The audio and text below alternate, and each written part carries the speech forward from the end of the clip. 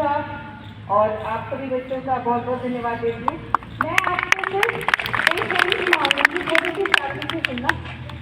आप लोगों को पता है एनडीआरएफ क्या होता है? एनडीआरएफ के बारे में किसी बच्चे को एनी हम जिसे पता है खड़े होकर बता दो, एनडीआरएफ का फुल फॉर्म क्या होता है? मैं एनडीआरएफ से हूँ, मैं बताती हूँ।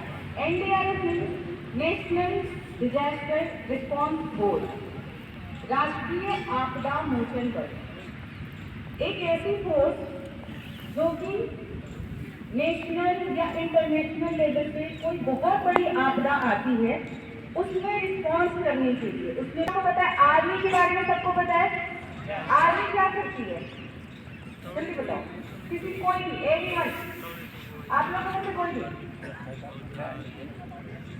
आर्मी जो है देश की रक्षा करती है जमीन पे, है ना, जमीन पे करती है। एयरफोर्स क्या काम करती है? एयरफोर्स की है यस, और नेवी पानी में, वेरी गुड। वैसे ही जैसे आर्मी, एयरफोर्स और नेवी है वैसे ही एनडीआरएफ बनाया गया। अब एनडीआरएफ की जरूरत क्यों पड़ी? एनडीआरएफ की जरूरत पड़ी, आपदा पता है सबको, आपदा क्या होती है? क्या होती है बताओ, कोई एक बच्चा खड़े होकर बताओ। बोलो।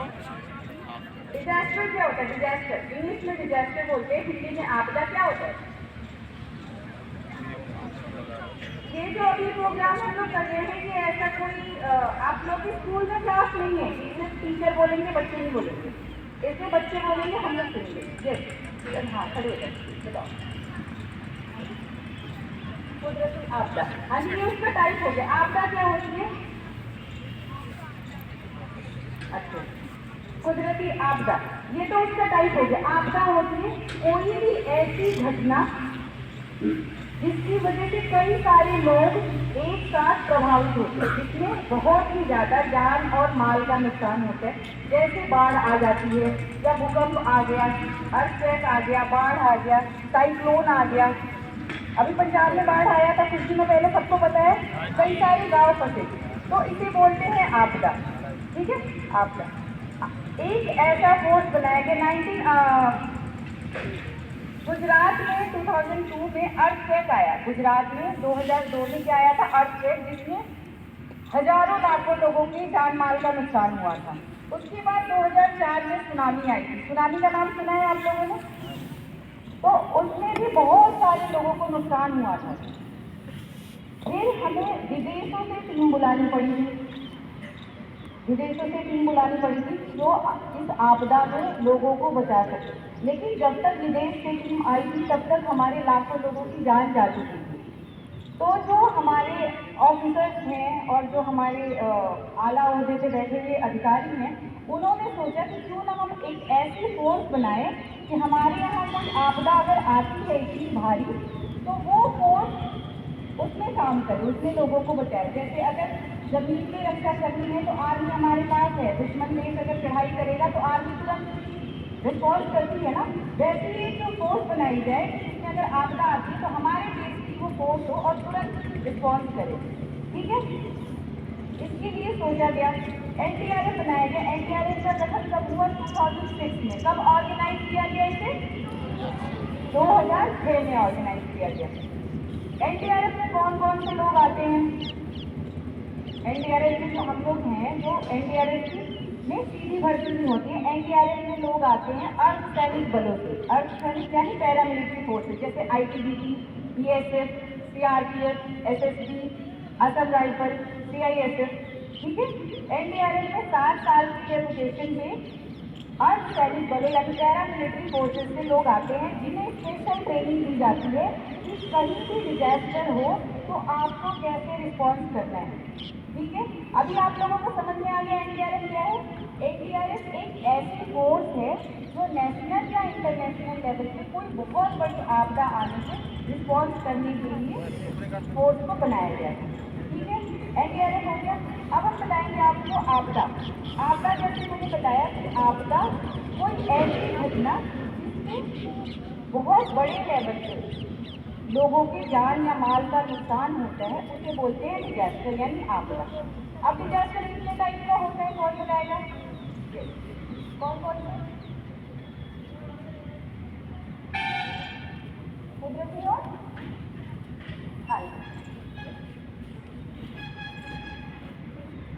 अच्छा मैन-मेड, वेरी गुड। इस बच्ची के लिए ताली बजाओ सब लोग। आपका डिजास्टर कितने टाइप के होते हैं?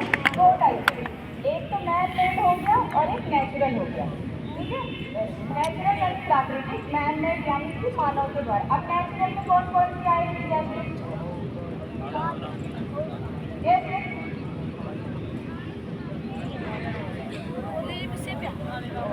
Very good,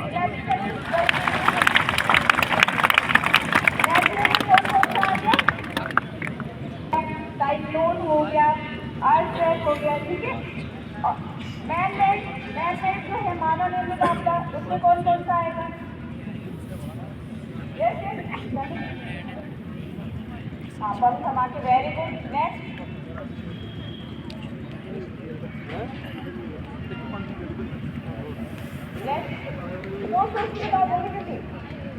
fire, very good.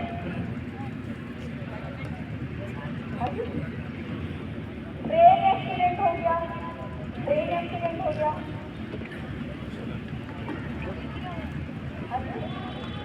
हाँ बम धमाका, वेरी गुड, बेटर। आप लोगों ने सही बताया। मैन-मेड में क्या क्या हो जाएंगे? मैन-मेड डिजास्टर वो होता है जो हमारे थ्रू, मतलब हम लोगों के थ्रू अगर कोई ऐसी आपदा, मान लो कि कोई बहुत बड़ी फैक्ट्री है उसमें आग लग गया या ट्रेन का एक्सीडेंट हो गया, तो ट्रेन में तो सैकड़ों लोग हैं उससे प्रभावित होते हैं। तो ये हो गए दो टाइप के डिजास्टर। क्लियर हो गया आप लोगों को? अब आज हम लोग स्कूल सेफ्टी प्रोग्राम के तहत आप लोगों को बताएंगे कि अगर आप लोगों के साथ कोई ऐसी या आपके साथी के साथ कोई ऐसी घटना होती है तो आप लोगों को रिस्पॉन्स कैसे करना है, उसे हॉस्पिटल पहुंचाने से पहले आप लोगों को क्या कार्रवाई करनी है, ठीक है? मान लीजिए आप लोग कहीं से जा रहे हैं, आप अपने साथी के साथ जा रहे हैं और किसी का एक्सीडेंट हो गया, या आप रास्ते में कहीं जा रहे हैं, आपने देखा किसी का बाइक एक्सीडेंट हो गया है, ठीक है, ये कार एक्सीडेंट हो गया और उनके हाथ से या उनके पैर से या उनके सिर से बहुत ज़्यादा खून निकल रहा है। तो आप लोगों को पता है कि ह्यूमन बॉडी से अगर बहुत ज़्यादा ब्लड लॉस हो जाता है तो उसकी मौत भी हो सकती है। हो सकता है कि जब तक हम उन्हें हॉस्पिटल लेके जाएं तब तक उनका इतना ज़्यादा खून बह गया हो कि वो ना बच सके। तो हॉस्पिटल ले जाने से पहले उनकी स्थिति को, उन्हें स्टेबल करने के लिए क्या क्या कार्रवाई आप लोग कर सकते हैं इंडिविजुअल, वो आज हम आप लोगों को सिखाएंगे, ठीक है? पहले आप लोगों को सिखाएंगे फिर आप लोगों से ही करवाएंगे, ठीक है? आप लोग तैयार हो सीखने के लिए? आवाज नहीं आई, वेरी गुड।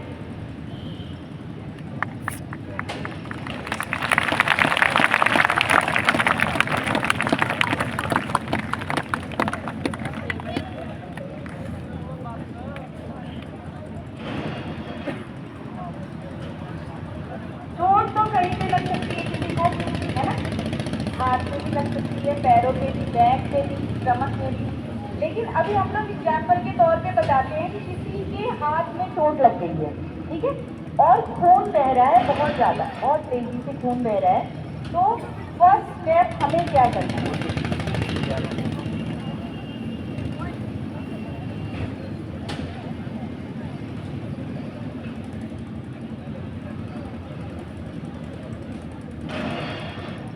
सबसे पहले तो मैं आप लोगों से पूछना चाहूँगी, आप लोग सपोज ट्यूशन, कोचिंग या कहीं घूमने गए हो और आपका दोस्त है, आप लोगों का फ्रेंड है और उसके हाथ में चोट लग गई है, आप लोग क्या करोगे? सोच के बताओ।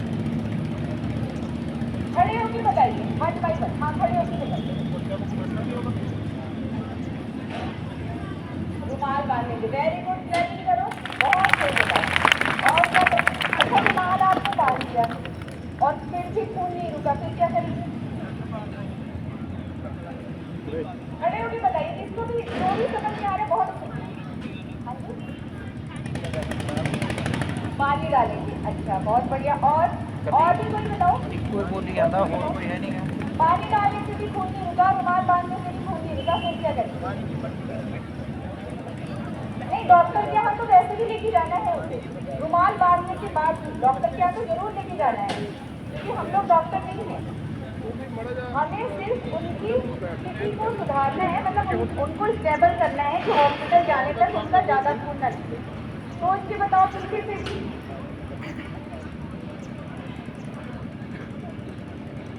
चलिए कोई बात नहीं, मैं बताती हूँ आप लोगों को ना। इनके हाथ पे चोट लगी है, ठीक है, ये दिख रहा है, यहाँ पे चोट लगी है मान लीजिए, और बहुत ज्यादा खून निकल रहा है, ठीक है। तो सबसे पहले हम लोग क्या करेंगे, जैसा कि बताया इस छोटी लड़की ने, बच्चे ने बताया कि सबसे पहले रुमाल या कोई भी साफ कपड़ा अगर आप लोगों के पास है तो उससे उस चोट को प्रेस करेंगे, दबाएंगे कि खून रुक जाए, ठीक है। इसको बोलते हैं, क्या बोलते हैं इसको? इसको हमारी ट्रेनिंग की लैंग्वेज में बोलते हैं डायरेक्ट प्रेशर। क्या बोलते हैं? Direct pressure. यानी उस चोट को प्रेस करना है साफ कपड़े से ताकि खून रुक जाए। सपोज अगर हमने इसको ऐसे दबा दिया और फिर भी खून नहीं रुका, फिर क्या करेंगे? फिर करेंगे एलिवेशन। एलिवेशन का मतलब होता है उसको ऊपर उठाना, हार्ट के पोजीशन से उसको ऊपर। अगर पैर में चोट लगी है तो उसे उसके पैर को थोड़ा सा ऊपर उठाएंगे। आप लोगों ने देखा होगा जब हम लोग छोटे रहते थे हमारी उंगलियों में चोट लग जाती थी तो हमारे घर पे आप लोगों की मम्मी या दादी बोलती होंगी कि इसको सीधा कर लो, खून रुक जाता था, ठीक है। तो इसको क्या बोलते हैं? एलिवेशन। क्या बोलते हैं? एलिवेशन। इसके बाद भी खून नहीं रुका, ठीक है, इसके बाद खून नहीं रुका, फिर क्या करेंगे?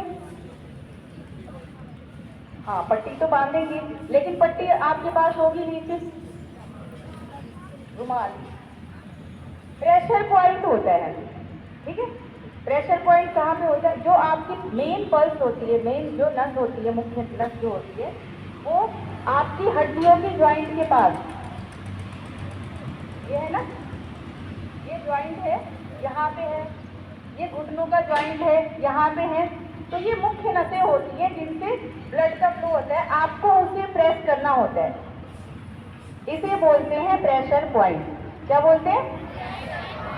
और जब आप लोग पहला ही काम करेंगे ना डायरेक्ट प्रेशर, तो मोस्टली खून रुक जाता है, या एलिवेशन करेंगे तब तक तो खून रुक ही जाता है। थर्ड वाला प्रोसेस पहुँचते पहुँचते तो 80 to 90% खून रुक ही जाएगा और आप उसे हॉस्पिटल पहुंचा सकते हैं। चौथा होता है टॉर्निकेट। टॉर्निकेट हर केस में नहीं किया जाता है, जब बिल्कुल ही खून नहीं रुक रहा है, स्थिति बहुत गंभीर है, उसकी हालत बहुत नाजुक है, तभी टॉर्निकेट किया जाता है, ठीक है। पहले ये तीनों प्रोसेस जो है वो दोहराएंगे हम। अगर उसके बाद भी नहीं रुका खून तो फिर हम टॉर्निकेट करेंगे, ठीक है। टॉर्निकेट करने का तरीका देख लो आप लोग। आपके पास कुछ भी रुमाल है या कोई कपड़ा है या आपके पास चुन्नी है ना, उससे लेके और एक गांठ लगाएंगे, एक गांठ के ऊपर पेन या पेंसिल या कोई छोटा सा लकड़ी का टुकड़ा, और उसके ऊपर दूसरी गांठ लगाने के बाद उसे क्या करेंगे? घुमाएंगे, तो वो जगह जो है टाइट हो जाएगी और वहाँ से जो ब्लड सर्कुलेशन है वो रुक जाएगा, तो खून बहना बंद हो जाएगा। ये रेयरेस्ट केस में किया जाता है, 3 केसों में आपका खून रुक जाएगा, लेकिन तब अगर नहीं रुका खून और पेशेंट की हालत बहुत ज़्यादा गंभीर है तो टॉर्निकेट किया जाता है, ठीक है।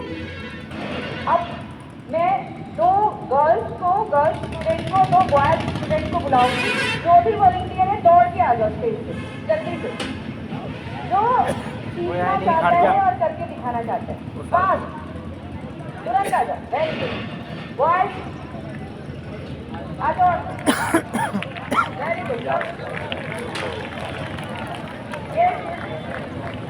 ओ बस बैठो बैठो।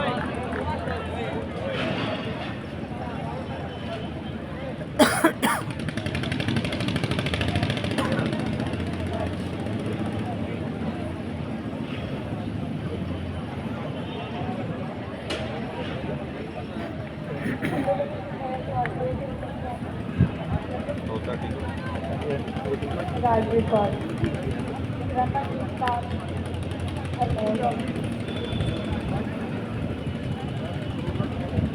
मैं चेक करना चाहती हूँ कि मैंने जो बताया वो आप लोगों ने ध्यान से सुना या बस ऐसे ही ऊपर ऊपर से तो नहीं गुजर गया। हिंदी समझ में आ रही है मेरी? बिल्कुल अच्छे से समझ में आ रही है? तो आप लोग करके देखो, ठीक है कि ये कैसे करते हैं। सबसे पहले क्या बताया मैंने?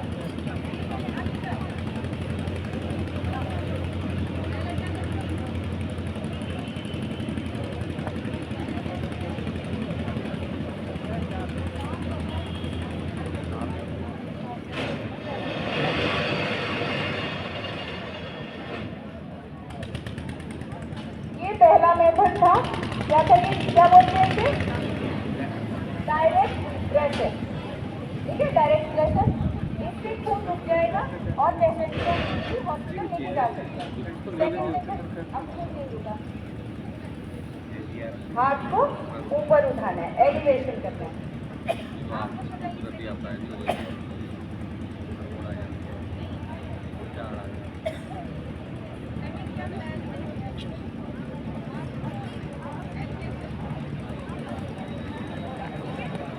Elevation, very good.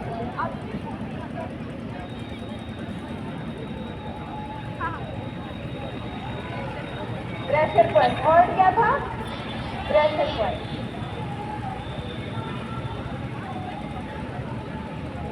अच्छा आप लोग ये बताइए, आप लोगों को पता है पल्स कहाँ कहाँ पे है? मतलब पल्स चेक करना आता है आप लोगों को? ये कलाई की पल्स तो सब लोग ही चेक कर लेते होंगे, आता है? किसके राइट हैंड में पल्स है और लेफ्ट हैंड में नहीं है? आप लोग चेक करके देखो। कोई बच्चा ऐसा है जिसके राइट हैंड में पल्स है और लेफ्ट में है ही। अपना अपना चेक करो, दूसरे लेक्चर को खुद से समझ में आएगा। करके बताओ, जल्दी से बताओ। दोने पासे आ, दोने पासे आ, ऐ देख जिवें टीके लाने हुंदे ने, ऐ मारी जांदे ने ਉਹਨੇ ਸੀੜੀਆਂ ਮੰਗਦੇ। शोर नहीं करो, आवाज करोगे तो नहीं समझ में आएगा। शांति से बैठ के चेक करो, फिर समझ में देखे हुए आएगा। ने इन्होंने, ਉਹ ਦੇਖ ਲਓ ਕਿਵੇਂ ਕਰਦੇ राइट हैंड में पल्स है और लेफ्ट हैंड में पल्स नहीं है। वो कान से आवाज नहीं आती, ऐसे फील करते हैं। वो ऐसे पकड़ोगे तो वो फील होगा। सबके हाथ में है ना, लेफ्ट हैंड में नहीं है ना पल्स? नहीं है ना? है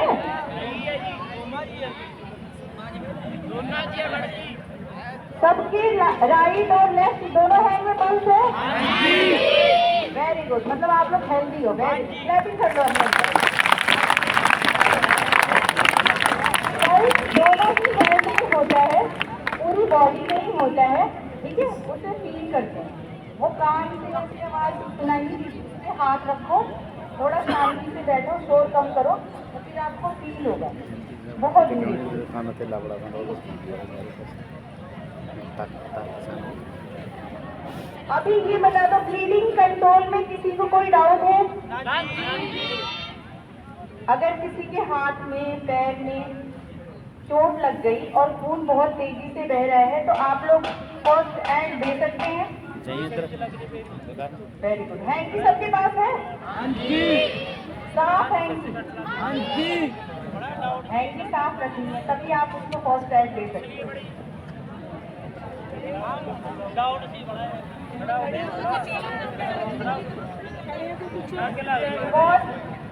बहुत ही अच्छे बच्चे हैं, इन्होंने हर एक चीज बहुत ही अच्छे तरीके से करी। इनको मैं क्लैपिंग करूंगा।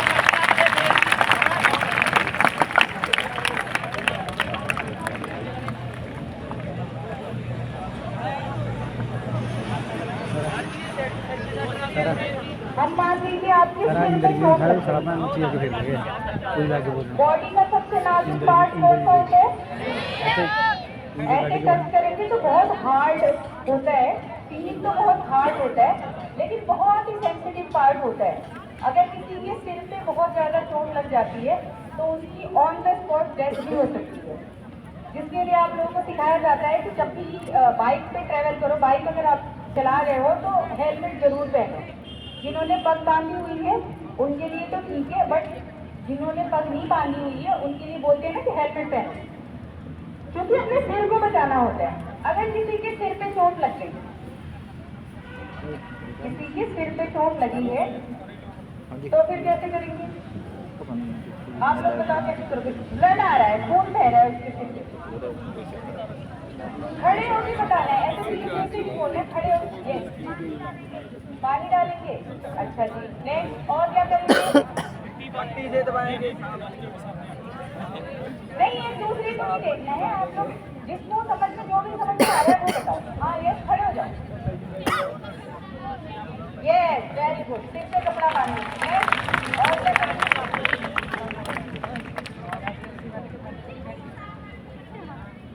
हाँ, खून साफ करके पट्टी बांधेंगे। बहुत बढ़िया तरीका, बहुत अच्छा बताया आपने। नेक्स्ट और कोई इधर जो बच्चे बैठे हैं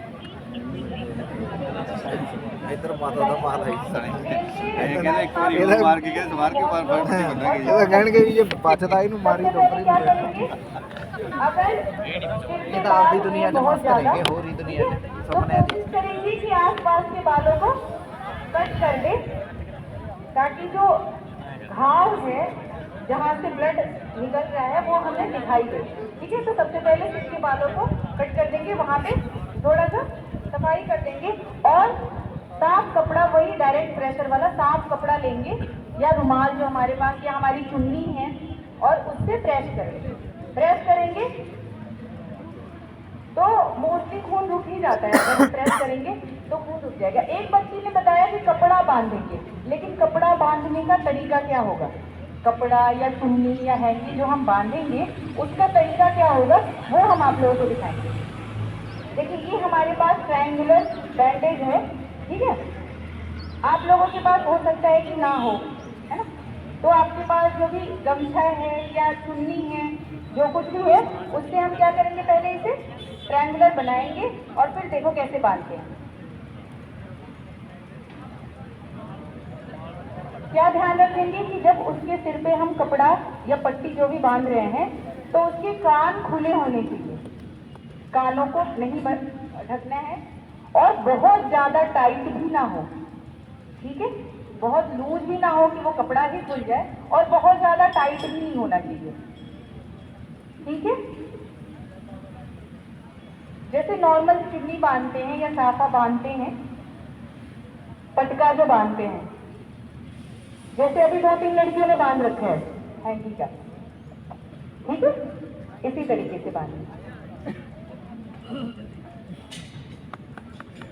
ਓਏ ਕੀ ਹੋਇਆ ਤੈਨੂੰ ਤੈਨੂੰ ਕੀ ਲੱਗਦਾ ਤੇਰਾ ਪਤਾ ਹੀ ਨਹੀਂ ਲੱਗਣਾ ਵੀ ਤੂੰ ਤਾੜੀਆਂ ਮਾਰਦਾ ਹੈ हो गया, समझ में आ गया सब? जैसे दोनों ने कर दिया, वही हेड इंजरी का भी पता चल गया आप लोगों को कि अगर सिर में चोट लगेगा तो खून कैसे रोकना है और उसके बाद क्या करना है, इन्हें घर पे ले जाना है, हॉस्पिटल लेके जाना है, ठीक है। तो एक बार तालियां हो जाए इन बच्चों के लिए।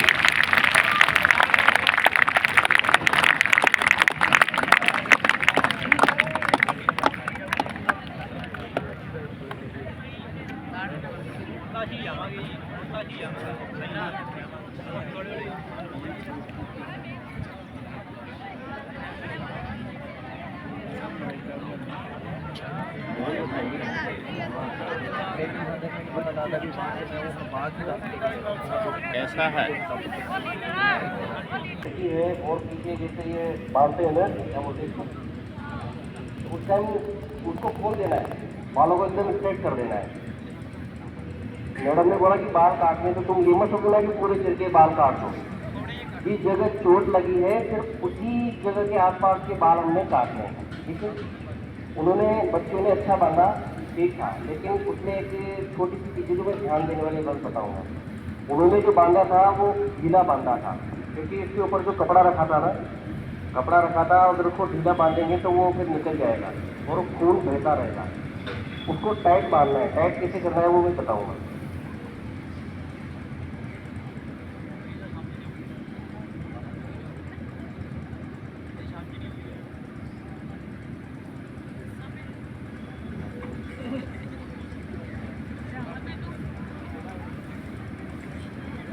जहाँ चोट लगी थी वहाँ ऐसे रख देना है, जरूर नहीं कि इधर ही लगे, चोट इधर भी लग सकती है, इधर भी लग सकती है, वहाँ भी लग सकती है, ठीक है। जब ये बांधेंगी तो उसके ऊपर हाथ खुद रख के रखना है। अब एक बार पीछे एक सिंगल गांठ उसमें लगाएंगे हम। ये लगा दिया, ठीक है, खड़े हो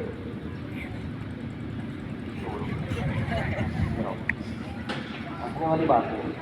अब ये बांध दिया ना, तो ये जो बांधा था, तो ये जो पीछे वाला हिस्सा है इधर आओ, इसको खींचना है नीचे। हाँ, यहाँ से इसको पूरी तरीके से खींचना है। पता लग गया ना कैसे टाइट करना है। ये जो नीचे लटका हिस्सा था, ये वाला, इसको पीछे खींचना है नीचे। उसके बाद खींचेंगे तो क्या हो जाएगा, ये ऊपर टाइट हो जाएगा। लेकिन उसको खींचते टाइम आगे थोड़ा हाथ रखना है। इतना भी नहीं देना कि ये ऐसे करके आई जाएगी, इतना दूर से भी नहीं खींचना, आगे थोड़ा दबा के रखना है। जब ये टाइट हो जाएगा तो फिर उसके ऊपर वापस दोबारा बांध देना और तुरंत हॉस्पिटल लेके जाना। मैडम ने अभी जितने भी चीज़ें बताई ब्लड कंट्रोल करने की, तो ये आपको कोई परमानेंट इलाज नहीं बता रहे कि हम आपको परमानेंट इलाज करना बता रहे हैं और उसको ऐसे पट्टी बांध दी, हाथ उठा दिया या उसके प्रेशर पॉइंट पे दबा दिया, इलाज हो गया। नहीं, ये तब तक की कार्रवाई है जब तक या तो उसको आपने खुद हॉस्पिटल नहीं पहुंचा दिया या उसको लेने कोई एम्बुलेंस नहीं आ गई, उसके बीच की कार्रवाई है। अब आप, इसका एक्सीडेंट हो गया, मान लो उसके खून बह रहा है, एम्बुलेंस को फोन किया, तो आपके हिसाब से कितनी देर में एम्बुलेंस आ जाएगी? लगभग बताओ, कितने मिनट में या घंटे में आ जाएगी, कोई बताओ। चलो कोई 10-15 मिनट बोल रहा है, कोई आधा घंटा बोल रहा है, हम मान लेते हैं 1 घंटा मान लेते हैं, ठीक है, हम मानते हैं 1 घंटा। 1 घंटे में आ जाएगी, या फिर आप उसको कितनी देर में हॉस्पिटल पहुंचा दोगे वो बताओ। 1 घंटा वो तो कोई ज्यादा ही बड़ा एक्सीडेंट हो गया और बड़ा हॉस्पिटल दूर है तो 1 घंटा, लेकिन जो आस-पास छोटा मोटा क्लिनिक है, आपका छोटा मोटा क्लिनिक है जो कि उसको टिटनेस का इंजेक्शन दे देगा, टाइफी लगा देगा, तो हर गांव में छोटा मोटा क्लिनिक होता ही है, होता है ना, वहां पे भी पहुंचते 15-20 मिनट तो लग ही जाएंगे, आपको 10-15 मिनट लग जाएंगे। तो वो 10-15 मिनट या जो 1 घंटा है एम्बुलेंस आएगी, वो उसी के बीच की कार्रवाई है जब तक आपको ब्लड कंट्रोल करके रखना है। ऐसे नहीं कि बस हमने बता दिया आ दिया और तुमने वैसा कर दिया और उसको दिन भर लेके बैठे रहे, वो नहीं चलना। दिन भर लेके नहीं बैठे रहना, उसको हो सकता है उसमें दर्द हो, उसमें इन्फेक्शन हो जाए, कीटाणु बैक्टीरिया उसमें जो है हो जाए, वो नहीं करना है। क्योंकि डॉक्टर के पास जाओगे, आपने तो ब्लड कंट्रोल कर दिया, डॉक्टर फिर उसमें टाँके भी लगाएगा, दूसरी दवाई भी देगा, इंजेक्शन भी देगा, दवाई गोली भी देगा, कुछ आपको हिदायतें बताएगा, तो डॉक्टर के पास लेके ही जाना है। ये ब्लड कंट्रोल की कार्रवाई तब तक है जब तक कि या तो एम्बुलेंस ना आ जाए या आप उसको हॉस्पिटल ना पहुंचा दो। चोट ज्यादा बड़ी है और खून ज्यादा बह रहा है तो हो सकता है 15 मिनट में भी मर जाए, ठीक है। तो आप बोल रहे हो कि 15 मिनट, तो 15 मिनट को भी हल्के में नहीं लेना। छोटी मोटी चोट है तो चल जाएगा, लेकिन मान लो उसके घाव ज्यादा बड़ा है और उसके जो है नसें 2-4 नसें कट गई, क्योंकि खून किसमें होता है? नसों में होता है। खून किसमें होता है? नसों में। तो वो नसें कट गई, उनसे खून रुक नहीं रहा, तो लगातार फ्लो में बह रहा है, तो हो सकता है कि जान के जो है खोने के चांसेस कम हो जाए। तो जैसे ही आपको कोई ऐसा विक्टिम मिलता है कि जिसके ब्लड लॉस हो रहा है, खून बह रहा है, सबसे पहले आप हॉस्पिटल तो उसको लेके जाना ही है, आपको पता है कि हॉस्पिटल लेके जाना है, लेकिन जाने से पहले उसका ब्लड कंट्रोल करना है। ध्यान रखोगे चीज को।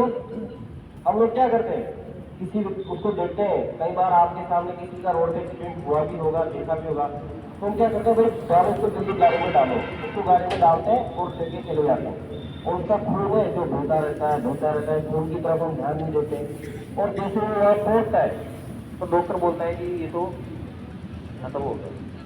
तो खत्म किस लिए हुआ? आपने तो पूरी स्फूर्ति दिखाई, पूरी स्पीड से उसको हॉस्पिटल लेके गए, लेकिन फिर भी खत्म हो गया। वो इसलिए खत्म हुआ कि जो उसकी 2-3 जगह जो बड़ी चोट लग रखी थी, जहाँ से खून बह रहा था, उसको आपने क्या किया? रोका नहीं। हमारे अंदर जो जान, जिसको बोलते हैं ना जान है, वो किसमें है? खून में। ऑक्सीजन बोलते जी, ऑक्सीजन है बॉडी में, ऑक्सीजन बहुत जरूरी है। तो वो ऑक्सीजन हवा के रूप में नहीं है हमारे अंदर, वो ऑक्सीजन पता है किस रूप में है? खून के रूप में है। जितना ज़्यादा ब्लड आपकी बॉडी में कम हो जाएगा, आपके जीने के चांसेस उतने क्या हो जाएंगे, कम हो जाएंगे। एक्सीडेंट में तो ब्लड बहता ही है। बीमारियां भी कई होती है जिनमें आपका खून जो है क्या होता है, फूट जाता है। फिर डॉक्टर आपको खून बढ़ाने की दवाई देगा कि ये गोलियां खाओ, इससे आपका खून बढ़ेगा। एक्सीडेंट में क्या होता है, उसका ब्लड लॉस हो गया है तो डॉक्टर बोलेगा कि फटाफट खून की व्यवस्था कीजिए, इनको जो है हमने खून कराना है। कहने का मतलब सारा खेल खून का ही है। जितना आपकी बॉडी में से ब्लड कम होगा उतने आपकी जीने के चांसेस लो होते जाएंगे। तो ध्यान रखोगे। तो मोबाइल मत देखिए, फोटो ले रहा है, वीडियो ले रहा है, सुनना है। तो आगे से आपको कोई भी ऐसा विक्टिम मिलता है, जरूरी नहीं कि आपको चलते हुए मिले ही, अपने घर में भी हो सकता है। हमारे भाई को, बच्चे को, माँ को, बाप को, किसी को भी चोट लग सकती है। तुम्हारे स्कूल में यहाँ खेलते कूदते सीढ़ी उतरते भी किसी को चोट लगती है, तो आप ऐसे नहीं कि कल उसके तुरंत तो बह रहा है और आपने गाड़ी में बिठाया चले गए, नहीं। सबसे पहले उसके ब्लड को रोकने का इंतजाम करना है। और ब्लड रोकने का सीधा सा ठंडा है, एक साफ सुथरा कपड़ा लेना, उसकी चोट के ऊपर कुछ देर दबा के रखना। ज़्यादा बड़ा घाव है तो आप ज़्यादा मोटा कपड़ा लेना और उसको दबा के रखना और फटाफट जो है एक टाइट कपड़े से बांध देना। जहाँ उसका 100% खून बहता होगा ना, बहेगा तो तब भी, लेकिन वो 100% से क्या हो जाएगा, थोड़ा 50% हो जाएगा। तब तक आप उसको क्या करोगे, फटाफट हॉस्पिटल पहुँचा दोगे। तो ध्यान रखोगे ना जिंदगी में कि आपको ऐसा कोई भी घर में, स्कूल में, अपने ऑफिस में या किसी भी पब्लिक प्लेस में कोई ऐसा व्यक्ति मिलता है तो सबसे पहले उसको ब्लड को कंट्रोल करना है। इसलिए आपको ये खून को रोकने की जो है वो बता रहे हैं हम कि भाई खून कितना जरूरी है। अब आपको बताते हैं कि किसी को चाकू मार दिया। अब चाकू मार दिया तो चाकू का कैसे जो है आपने इलाज तो नहीं बोलूँगा मैं, इलाज तो हम कर नहीं सकते। उसके घाव को, ब्लड को कैसे रोकना है, घाव बढ़ने से और कैसे हॉस्पिटल पे लेके जाना है वो हम बताते हैं। तो तुम लोग आ जाओ।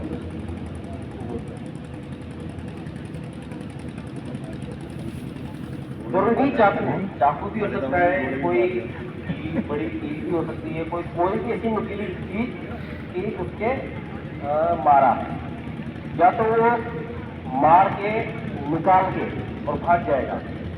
निकाल दिया तो फिर हम क्या करेंगे, ब्लड को रोकेंगे। क्योंकि मैंने बताया कि कपड़ा वपड़ा डालना है और तुरंत उसको टाइट करके बांध के तुरंत हॉस्पिटल ले जाना है, वो करेंगे। लेकिन अगर उसने चाकू नहीं निकाला और शरीर में छोड़ दिया तब हम क्या करेंगे वो देखना। अभी जैसे मान लो चाकू मार दिया तो क्या करोगे आप लोग उस टाइम, उसको बताओ। चाकू निकालेंगे, नहीं निकालेंगे, क्या करेंगे, चाकू निकालना चाहिए कि नहीं निकालना चाहिए? जो निकालना चाहिए वो कितने हाथ खड़े करो। नहीं निकालना चाहिए। आप काउंट कर दो, वो हाथ खड़े करो जो बोलते कि नहीं निकालना चाहिए।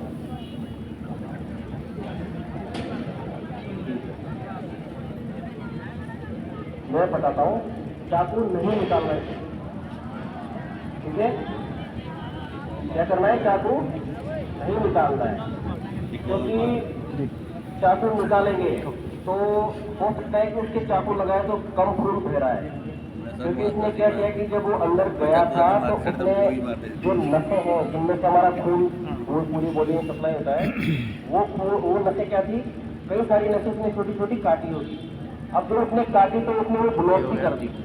ब्लॉक कर दी इसका मतलब कि वो खून उसने रोका हुआ है, निकलेगा तो सही हल्का। जाते टाइम टिश्यूज को डैमेज किया था, उसने चाकू ने जाते टाइम लाइव कर देना इसे तो नसों को, टिश्यूज को काटा था, बहुत नुकसान होगा। तो उसको एंटीबायोटिक रहने देना है, वो हमने हॉस्पिटल के भरोसे छोड़ देना है। तो चाकू किस जगह मारना ज़्यादातर ਕੀ ਨਾਮ ਹੈ ਤੇਰਾ? ਉਹ ਸਟੈਂਡਿੰਗ ਖੜੀ ਕਰਕੇ ਇੱਕ ਜਿਹੜਾ ਉਹ ਜਾਈ ਭੱਜ ਕੇ ਉਹਦੇ ਨਾਲ ਉਹ ਖੜਾ ਕਰਕੇ ਸਟੈਂਡਿੰਗ। ਚੱਲ ਬਸ ਇੱਕ ਗਿਆ, ਇੱਕ ਹੋਰ ਵਗ ਜਾਓ।